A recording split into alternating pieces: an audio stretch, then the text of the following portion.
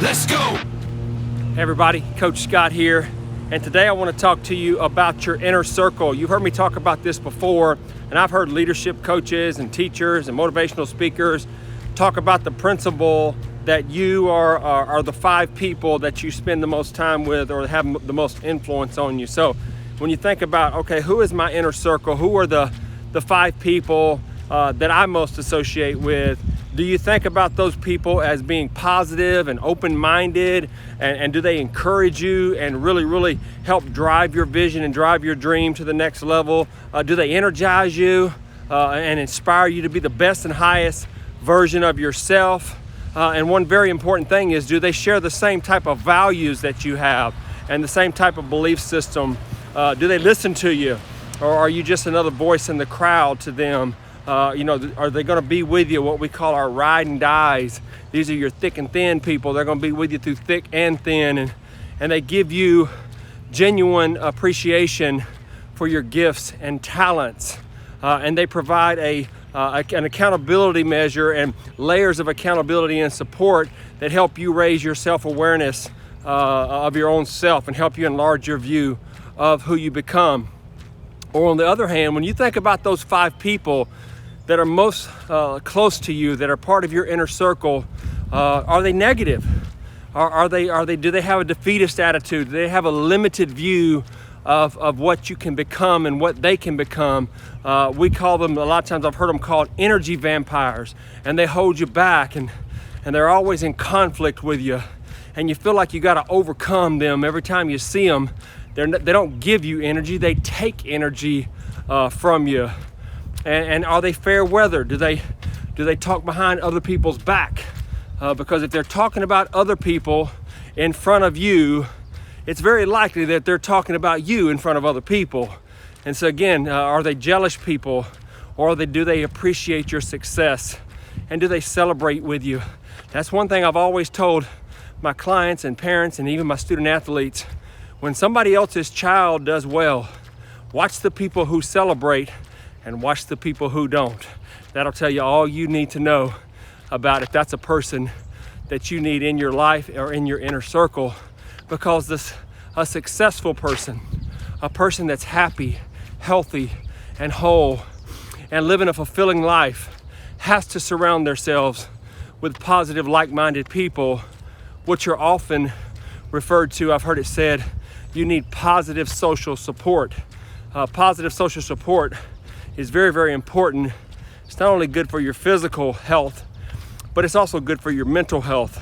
My grandfather used to tell a story. He said, when you go to the barn to milk cows, when you leave, the cows don't smell like you.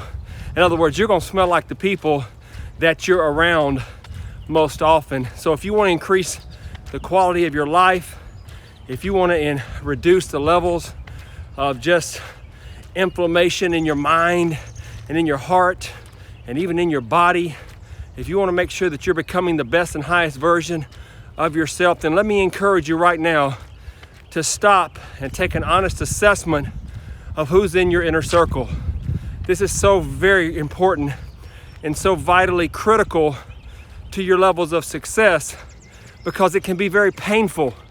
It can be very hurtful when you realize that some of the people that you love and perhaps are closest to are the people that's bringing you down, that are they're not supporting your dream. They're not allowing you to really expand your view of who you are and develop you. And they're holding you back, and they're paralyzing you. And it doesn't create this opportunity to have the most powerful thing, what I think support is, and that is creating all these shared memories with people who are going in the same direction as you, and people who are living their dream and living their best life now.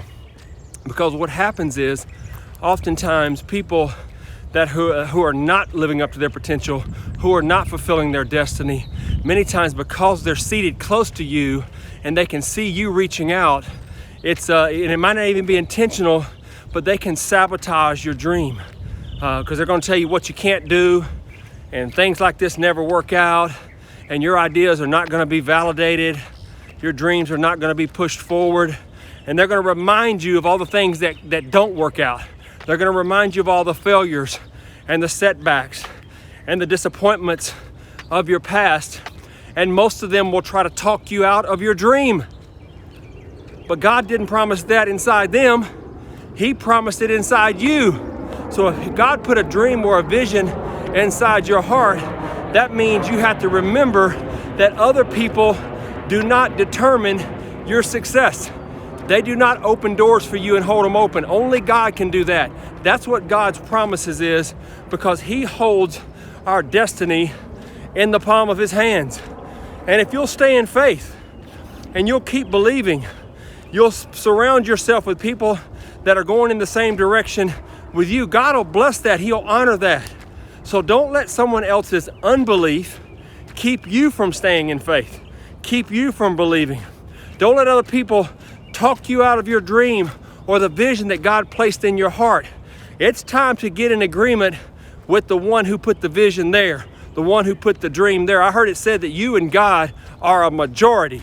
That's right. He says you are well able. You are fully equipped. You are locked and loaded. You are qualified, and you are anointed, called, and appointed to fulfill every dream and every desire that God has placed within you. And if you'll do that, as you begin to look at your circle, and as that circle begins to close up, and God begins to bring people in your path that can help you along this journey, I believe and declare that you will be all that you were created to be. So God bless you guys. Take care. I'll see you on the next video.